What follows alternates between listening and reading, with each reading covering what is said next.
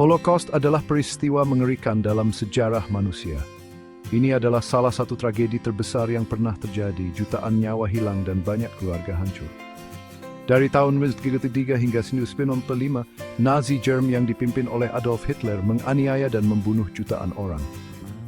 Rezim ini menggunakan propaganda dan kekerasan untuk menegakkan ideologi mereka. Nazi menargetkan orang Yahudi dan kelompok lain yang mereka anggap tidak diinginkan, termasuk Romani, orang cacat, dan homoseksual. Mereka menggunakan kebencian dan prasangka untuk membenarkan tindakan mereka. Holocaust adalah pengingat nyata akan bahaya kebencian dan prasangka.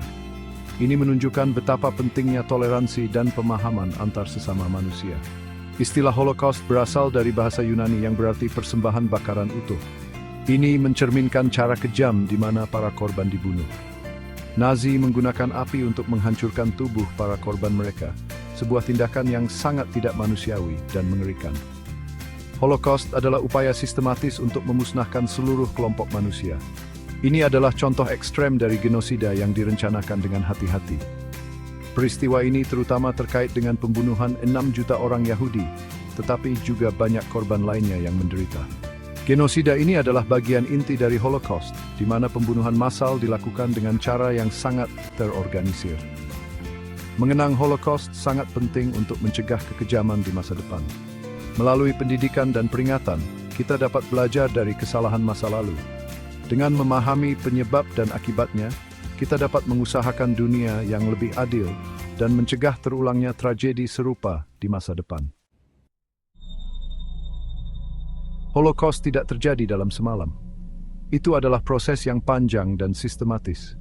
Itu adalah hasil dari antisemitisme selama bertahun-tahun di Eropa yang telah mengakar dalam budaya dan politik. Nazi mengeksploitasi sentimen antisemit yang ada untuk mendapatkan kekuasaan. Mereka menggunakan propaganda untuk menyebarkan kebencian. Partai Nazi yang dipimpin oleh Adolf Hitler menjadi terkenal di Jerman selama tahun 1930-an. Mereka menjanjikan solusi untuk masalah Jerman. Jerman menghadapi kesulitan ekonomi dan ketidakstabilan politik setelah Perang Dunia Pertama. Banyak orang merasa putus asa. Nazi menawarkan kambing hitam atas masalah Jerman, menyalahkan orang Yahudi dan kelompok lainnya. Mereka menciptakan musuh bersama. Ideologi Hitler didasarkan pada kebencian dan rasisme. Dia mempromosikan ide-ide ekstrem. Dia percaya pada keunggulan ras Arya dan memandang orang Yahudi sebagai ancaman. Ini menjadi dasar kebijakan Nazi. Gagasan Hitler disebarkan melalui propaganda dan indoktrinasi. Anak-anak diajarkan untuk membenci sejak usia dini. Nazi berkuasa di Jerman pada tahun 1933, membentuk negara totaliter. Mereka mengendalikan semua aspek kehidupan. Mereka menekan oposisi dan mengontrol informasi. Kebebasan berbicara dan pers dibungkam. Begitu berkuasa, Nazi mulai menerapkan kebijakan antisemit mereka. Mereka mengeluarkan undang-undang yang mendiskriminasi orang Yahudi, membatasi hak dan kebebasan mereka. Hukum Nuremberg tahun 1935 adalah bagian penting dari diskriminasi hukum ini. Undang-undang ini melucuti kewarganegaraan Jerman dari orang Yahudi dan melarang pernikahan antara orang Yahudi dan non-Yahudi. Kristallnacht atau Malam Kaca Pecah adalah peristiwa penting dalam kekerasan Nazi terhadap orang Yahudi. Pada tanggal 9-10 November 1938, gerombolan Nazi menyerang rumah, bisnis, dan sinagoga Yahudi. Jendela dihancurkan, bangunan dijarah dan dibakar, dan orang-orang Yahudi dipukuli dan dibunuh. Peristiwa ini menunjukkan meningkat kebrutalan rezim Nazi. Ketika cengkeraman Nazi di Eropa semakin ketat, mereka memaksa orang Yahudi masuk ke ghetto. Ghetto adalah area terpisah di dalam kota, tempat orang Yahudi dikurung. Kehidupan di ghetto sangat keras dan brutal, dengan makanan yang langka dan penyakit yang merajalela. Banyak orang Yahudi meninggal karena kelaparan, penyakit, atau paparan cuaca. Ghetto juga merupakan tempat kerja paksa, memproduksi barang-barang untuk kebutuhan perang Nazi. Pekerjaan ini berbahaya dan melelahkan, dengan makanan dan istirahat yang minim. Ghetto adalah langkah kunci dalam rencana Nazi untuk membasmi orang Yahudi. Dengan mengisolasi dan merendahkan orang Yahudi, Nazi membenarkan pembunuhan mereka. Ghetto berfungsi sebagai titik transisi antara penganiayaan dan genosida. Solusi akhir adalah rencana Nazi untuk membunuh semua orang Yahudi di Eropa. Rencana genosida ini berkembang dari kebijakan penganiayaan dan pengusiran sebelumnya. Konferensi Wannsee pada bulan Januari 42 menandai titik balik dalam pelaksanaannya. Para pejabat tinggi Nazi mengordinasikan logistik genosida. Mereka membahas metode pembunuhan, transportasi, dan kerja paksa. Nazi mendirikan kamp pemusnahan khusus untuk pembunuhan massal. Kamp-kamp yang paling terkenal berada di Polandia yang diduduki, termasuk Auschwitz-Birkenau, Treblinka, dan Sobibor. Kamar gas adalah metode umum pembunuhan, bersama dengan penembakan, kelaparan, dan suntikan mematikan. Solusi akhir adalah puncak dari kebencian Nazi. Kamp konsentrasi Nazi adalah tempat-tempat horor yang tak terbayangkan. Kamp-kamp ini memenjarakan dan membunuh jutaan orang, terutama orang Yahudi. Kamp-kamp tersebut melucuti kemanusiaan para korbannya, mengubah mereka menjadi angka. Para tahanan tinggal di barak yang penuh sesak tanpa makanan, air, atau sanitasi yang memadai. Penyakit merajalela dan perawatan medis praktis tidak ada.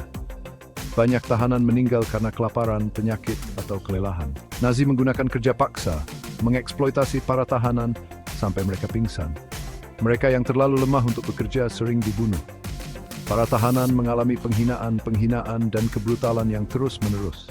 Nazi menggunakan teror dan kekerasan untuk mempertahankan kendali dan menghancurkan semangat. Sementara orang Yahudi adalah target utama, kelompok lain juga dianiaya. Nazi menargetkan orang Romani dan Sinti, Gypsy, orang-orang dengan disabilitas, dan lawan politik. Orang Romani dan Sinti ditangkap dan dideportasi ke kamp konsentrasi dan pemusnahan. Nazi memandang mereka lebih rendah secara ras dan ancaman bagi kemurnian Arya. Orang-orang dengan disabilitas dianggap sebagai beban dan ancaman bagi kemurnian genetik. Ribuan orang dibunuh dalam program eutanasia tepat, pendahulu dari pembunuhan massal orang Yahudi. Penentang politik termasuk komunis, sosialis, dan anggota serikat pekerja juga dianiaya. Orang-orang ini dipandang sebagai ancaman bagi kekuasaan Nazi. Banyak dipenjara di kamp konsentrasi tanpa pengadilan. Holocaust berakhir pada tahun 1945 dengan kekalahan Nazi Jerman.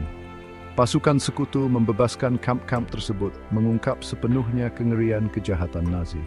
Skala genosida mengejutkan dunia. Akibatnya adalah masa penderitaan dan kehilangan yang luar biasa. Para penyintas menghadapi tugas berat untuk membangun kembali kehidupan mereka, seringkali kehilangan keluarga, rumah, dan komunitas. Pengadilan Nuremberg meminta pertanggungjawaban para pemimpin Nazi atas kejahatan mereka. Pengadilan ini menetapkan bahwa individu dapat dimintai pertanggungjawaban atas kejahatan perang dan kejahatan terhadap kemanusiaan. Holocaust memiliki dampak yang besar pada hukum internasional dan hak asasi manusia. Itu mengarah pada pembentukan Konvensi Genosida Perserikatan Bangsa-Bangsa pada tahun 1948. Pendidikan Holocaust sangat penting untuk mencegah kekejaman di masa depan. Dengan memahami sejarah kelam ini, kita bisa mencegah terulangnya tragedi serupa. Holocaust mengajarkan kita tentang bahaya ekstremisme dan pentingnya menjaga nilai-nilai kemanusiaan. Dengan belajar tentang Holocaust, kita memahami bahaya prasangka, diskriminasi, dan kebencian yang tidak terkendali. Kita juga belajar tentang kekuatan ketahanan manusia dan keberanian para penyintas yang berbagi kisah mereka untuk mendidik generasi mendatang. Kita belajar pentingnya membela yang benar dan melawan ketidakadilan. Pendidikan ini menginspirasi kita untuk menjadi agen perubahan, berani berbicara melawan ketidakadilan, dan mendukung hak asasi manusia. Pendidikan Holocaust harus menjadi bagian dari kurikulum setiap siswa. Ini membantu membentuk pemahaman yang lebih dalam tentang sejarah dan pentingnya toleransi. Melalui pendidikan ini, siswa belajar untuk menghargai perbedaan dan mempromosikan perdamaian. Itu harus diajarkan dengan cara yang sesuai dengan usia dan sensitif. Guru harus dilatih untuk menyampaikan materi ini dengan cara yang menghormati para korban dan relevan bagi siswa. Museum, tugu peringatan, dan lembaga lain memainkan peran penting dalam melestarikan ingatan akan Holocaust. Mereka menyediakan sumber daya pendidikan yang berharga dan tempat untuk refleksi. Lembaga-lembaga ini memberikan kesempatan untuk belajar, berefleksi, dan menghormati para korban. Mereka juga mengingatkan kita akan pentingnya terus berjuang melawan kebencian dan intoleransi. Mengenang Holocaust saja tidak cukup.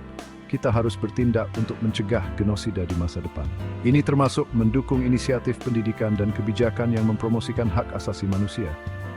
Bersuaralah menentang prasangka, dukung organisasi hak asasi manusia, dan promosikan toleransi di komunitas kita. Dengan demikian, kita bisa menciptakan dunia yang lebih adil dan damai untuk semua.